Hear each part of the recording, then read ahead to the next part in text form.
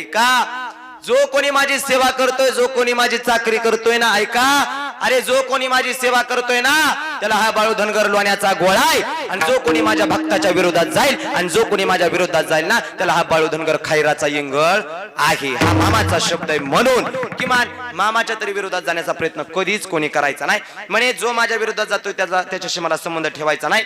बाळूमामांनी पत्नीचा त्याग केला, स्त्रीचा त्याग केला.